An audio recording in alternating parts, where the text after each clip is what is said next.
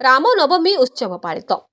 आज पवित्र श्रीराम नवमी कोटि कोटि श्रद्धालुओं मर्यादा पुरुष श्रीरामचंद्र आज जन्मदिन। पुराण शास्त्र अनुसार श्रीराम नवमी केवल व्रत पूजा पाठ उपासनार दिन नुहे बरं निज जीवन में थिबा अंधकार को दूराई रामों आदर्श को जीवन चर्चा सामिल करने दिन भक्त और भगवान समय काटिबार अवसर आनिदिए। श्रीराम नवमी चैत्र शुक्ल पक्ष नवमी तिथि सारा राज्य में रामनवमी पालित होता बेले एही परिप्रेक्षी में कटक जिला टांगी चौद्वार ब्लॉक शालगां पंचायत अंतर्गत भयरपुर ग्राम अवस्थित श्रीराम मंदिर में रामनवमी बहु आडंबर सहकारे पालन कर अवसर में श्रीराम षोडश उपचार पूजार्चना होगा सह घंट शंख हुलहुली हरिबोल मंत्रध्वनि में आखपाख अंचल भक्तिमय परिवेश में सिंहरण खेली जाइतिला। प्रभु कृपा लाभ करने बहु भक्तों समागम देखा मिलता। यह कार्यक्रम को श्रीराम कमिटी सदस्य माने परिचालना करथिबा बेले ग्रामर समस्त कर्मकर्ता सहयोग करथिले। श्री प्रवीर कुमार दास एक सरपंच शालगां आंचलिक उन्नयन परिषद तथा कृषि और कृषक संगठन टांगी चौद्वार सभापति।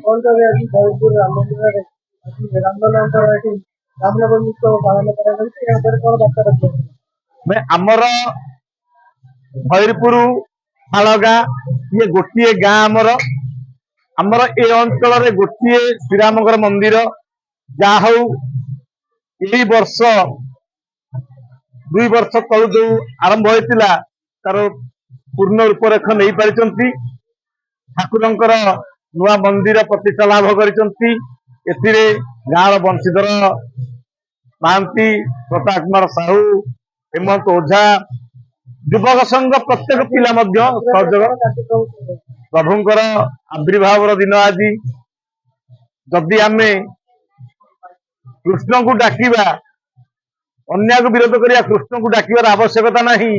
जदि आमे पितामाता सेवा करिया प्रभु रामचंद्र मंदिर को आसबार नहीं कर्म कर्तव्य दुईटी की जदि आमे पाथय करिबा ताहले प्रभु श्रीराम कृपा सबुदिन आम लाभ करिबा। आज आमर कलश यात्रा रही पारायण कार्यक्रम रही जमती ठाकुर नीति से अनुसार पालन बहुत दूर दूरांतर 10 किलोमीटर 20 किलोमीटर लोक मंदिर को आसती कहीं ठीक राम मंदिर बहुत प्रसिद्ध बहु आवाहन काल रामायण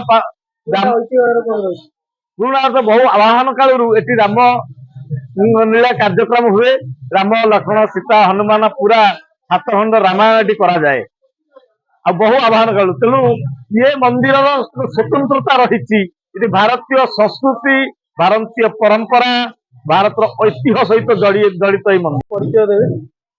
जय श्रीराम। मु विजय कुमार महापात्र आम भयपुर ग्रामर सभापति। यही भयपुर श्री रामचंद्र महाप्रभुंर आज जन्मदिन उत्सव पालन करा रामनवमी से अंचलवासी को अशेष अशेष शुभेच्छा कार्यक्रम रही।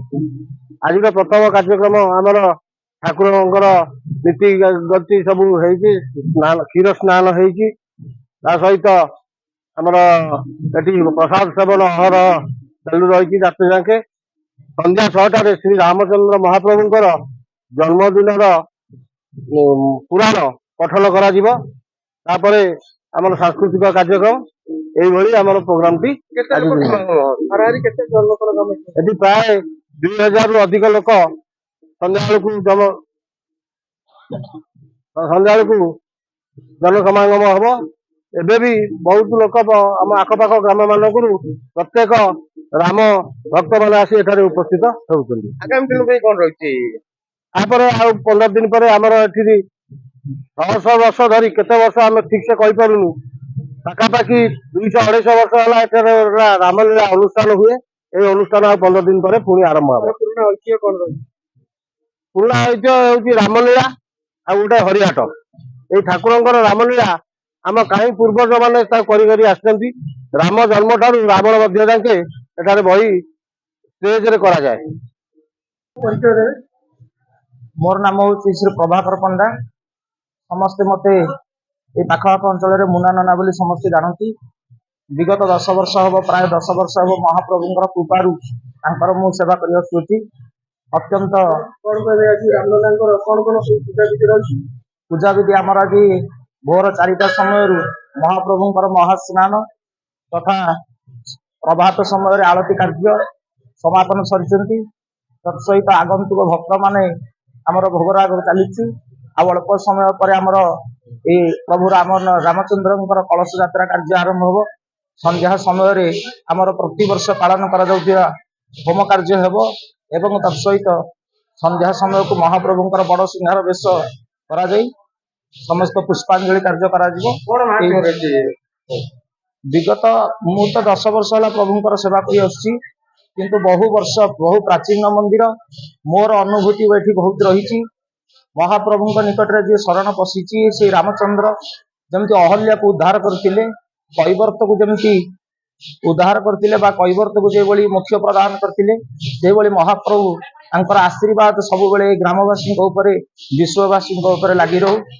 मोर अनुभूति मु भी निजे अनुभव करछि जे सेवा जो दिन महाप्रभुंकर करिछि से दिन मोर निजको तृप्ति मिलवा सहित मो जीवन में अभाव के आसनी। तेणु भगवान को प्रार्थना करुछि ए मनुष्य जन्म थिबा जाके पाखापाखि 10,000 रु 15,000 भक्त मान समागम हुए।